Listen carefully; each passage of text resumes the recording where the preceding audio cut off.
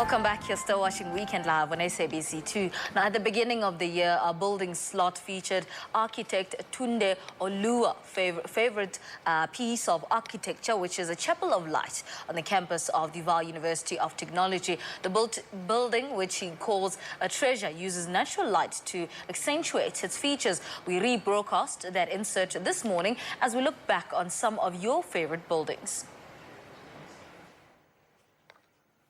Is just a small jewel of a building which manages to infuse a number of the different delightful aspects that architects try to include in their buildings. It is called the Chapel of Light for obvious reasons. The architect has been very clever in manipulating light from different sources into the center of the building. As you approach the building, the first element that you see is the tower. There is a tall tower with a cross on it.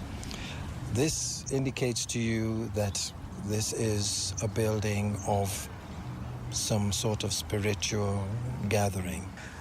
You can see that on the outside, he has made use of fair-faced brickwork.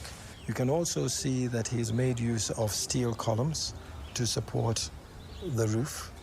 The structure for the roof is quite independent from the walls. Now, a very interesting feature just past the foyer is this element, which is the support block. It has the chaplain as well as the toilet facilities. What is very interesting about the building and how it has been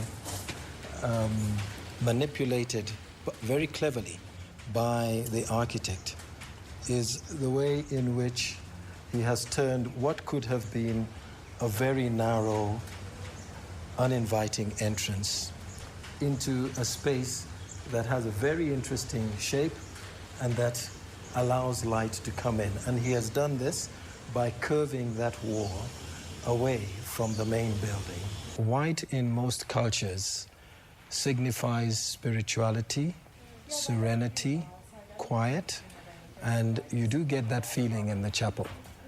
But there's also a practical reason for the color white. It also enhances the little areas of light that are brought into the room. The ceiling in this little space is quite high. This is in keeping with traditional spiritual buildings, whether they be churches or mosques, or even synagogues. And the reason for that is at least twofold.